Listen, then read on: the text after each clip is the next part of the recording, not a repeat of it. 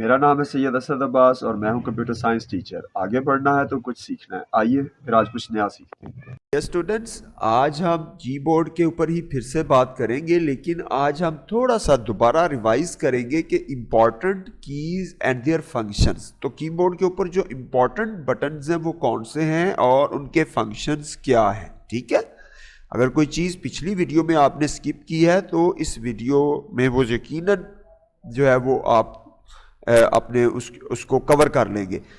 तो याद रखिएगा, जो टैब की है जिसके बारे में हमने बात की, ये जब आप इस की को प्रेस करते हैं तो ये कर्सर को more than one space at a time move करता है। जो स्पेस है वो आपका जो कीबोर्ड का स्पेस बार बटन, बड़ा वाला बटन नीचे है कीबोर्ड का टाइपिंग के लिए, वो खाली जगह छोड़ने के लिए इस्तेमाल होता है। तो जो टैब इस्तेमाल करते हैं जब आप, तो चूंकि उस बटन से एक दफ़ा खाली जगह छोड़ी जाती है, जैसे ये एक दफ़ा है, तो टैब की मदद से आप एक से ज़्यादा खाली जगह छोड़ सकते हैं। इसके अलावा आगे देख लेते हैं जी, डिलीट की जो है is use to erase a letter और नंबर टाइप्ड इनकरेक्टली। जो आपने गलती से अगर कुछ गलत लिख दिया है तो आप उसको सेलेक्ट करें और डिलीट का बटन प्रेस करें तो वो डिलीट हो जाएगा, right. Escape key is use to terminate any process in between. तो अगर कोई प्रोसेस चल रहा है सिस्टम में, उस प्रोसेस को रोकने के लिए, जैसे कि कोई प्रोग्राम ओपन है और आप उसको फौरी बंद करना चाह रहे हैं, तो समटाइम एस्केप की जो है उसे क्लोज करने के लिए इस्तेमाल होती है। ये प्रोग्राम्स के अंदर, सॉफ्टवेयर्स के अंदर भी फंक्शंस होते हैं। तो बहरहाल एस्केप की को नॉर्मली सभी सपोर्ट करते हैं। तो ये एस्केप की किसी प्रोसेस को टर्मिनेट करने के लिए।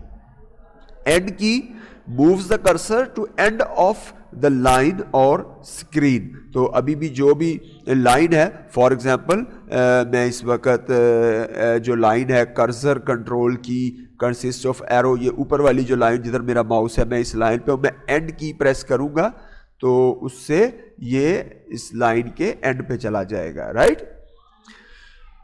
कैप्स लॉक, आपको मैंने बताया कैप्स लॉक की जो है ये जब आप लिख रहे हैं तो अगर आप इसको ऑन करें तो ये बड़े लफ्ज़ों में लिखेगा, और अगर ऑफ कर दें तो फिर जो कीबोर्ड है आपका वो छोटे लफ्ज़ों में लिखेगा। ठीक है, होम की प्रेस करेंगे तो आपका जो कर्सर है वो किसी भी लाइन के शुरू में आ जाएगा। ठीक है, जैसे एंड की प्रेस की तो वो एंड पे चला गया।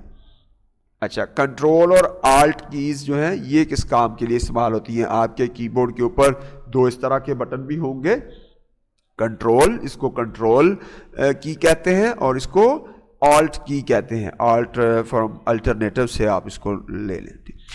These keys do not work on their on. ये खुद पे तो खुद से काम नहीं करते हैं, ये किसी और कम्बिनेशन के साथ इनको इस्तेमाल किया जाता है। जैसे कि अगर आपने कोई नई फाइल ओपन करनी है तो आप कंट्रोल का बटन दबाएंगे और साथ ओ प्रेस करेंगे कीबोर्ड से, ये दबा के रखेंगे और ओ का बटन प्रेस करेंगे तो क्या होगा, नई फाइल ओपन हो जाएगी।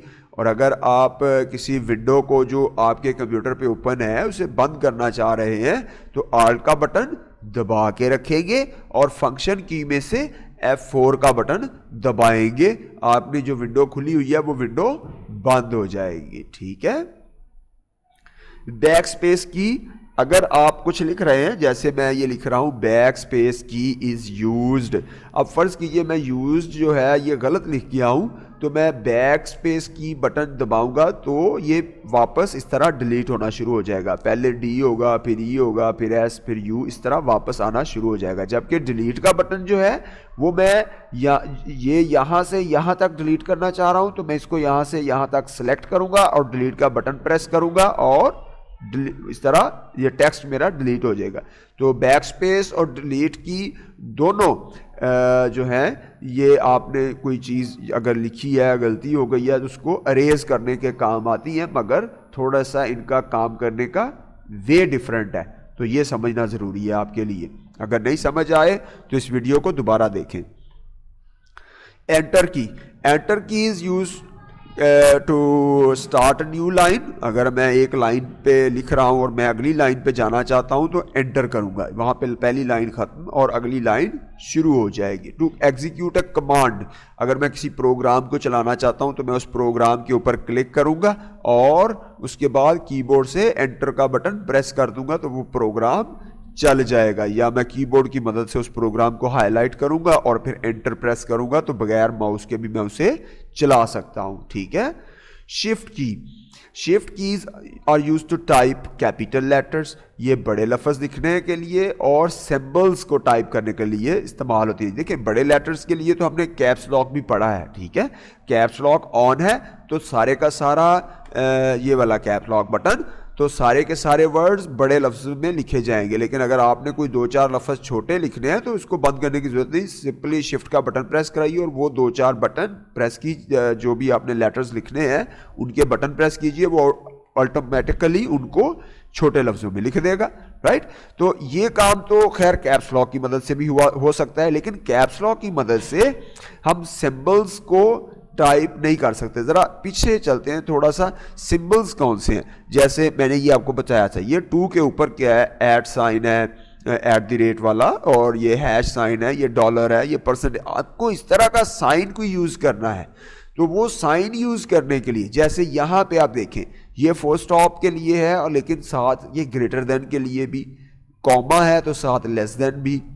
ठीक है, यहाँ पे आपको ये स्लैश नज़र आ रहा है तो साथ क्वेश्चन मार्क भी, तो ये यूज़ करने पड़ सकते हैं। तो ये वाले सिंबल्स अगर आपने यूज़ करने हैं तो इन सिंबल्स के लिए शिफ्ट का बटन आप प्रेस करेंगे और फिर आपको जो भी यहां से सिंबल टाइप करना है वो वाला बटन प्रेस करेंगे। ये बटन आप प्रेस करके रखेंगे और साथ ही आपको जो सिंबल इस्तेमाल करना है वो वाला बटन, अगर आपको % इस्तेमाल करना है तो 5 वाला बटन प्रेस करेंगे तो फिर वो 5 नहीं लिखेगा, वो % लिख देगा अगर आपने ये दबा के रखा हुआ होगा तो। ठीक है, तो जो शिफ्ट की है ये इस काम के लिए भी इस्तेमाल होती है। तो उम्मीद है डियर स्टूडेंट्स आपने कुछ मज़ीद नई चीज़ें सीखी होंगी। अपना ख्याल रखिएगा और इस चैनल का भी ख्याल रखिएगा। अल्लाह हाफिज़।